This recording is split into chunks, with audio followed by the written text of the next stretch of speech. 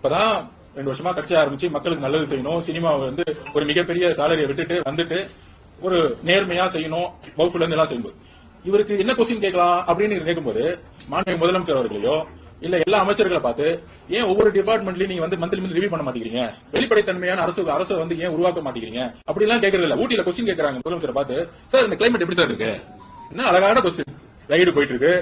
பவுஃபு பிரச்சனை இருக்கு, வடகாடுல மக்கள் மண்டை உடஞ்சு ஒவ்வொருத்தர் ஹாஸ்பிட்டல் அட்மிட் ஆயிட்டு இருக்கான், அங்க எஸ்பி ஸ்டேட்மெண்ட் கொடுத்து ஹைகோர்ட்ல வந்து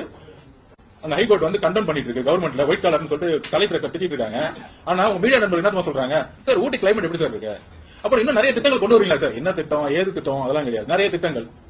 அவரும் நிறைய திட்டங்கள் நான் கொண்டு வருவோம். அடுத்து சார் நெக்ஸ்ட் விசிட் எப்ப சார் வருவீங்க ஊட்டிக்கு, உடனே அவரும் கூடி சீக்கிரத்துல வருவேன், என்ன ஒரு பிரஸ் கான்பரன்ஸ் நீங்க நடத்துறீங்க, ஆனா வரதுக்கு முன்னாடி எங்களை பார்த்து இவ்வளவு கொஸ்டின்ஸ் என்ன பண்ண போறீங்க, என்ன செய்ய போறீங்க, எப்ப மீடியா அனுப்புறேன் தோழர் நல்லது செய்ய வரும். அண்ணன் கேட்ட கேள்வி 3 கேள்வி முதலமைச்சரை பார்த்து அமைச்சர்களை பார்த்து செந்தில் பாலாஜி பார்த்து நேரண்ண பார்த்து வேலண்ண பார்த்து கொஸ்டின் கேளுங்க தயவு செஞ்சு. அப்ப வாய்ப்பு இல்லையா திருநாள்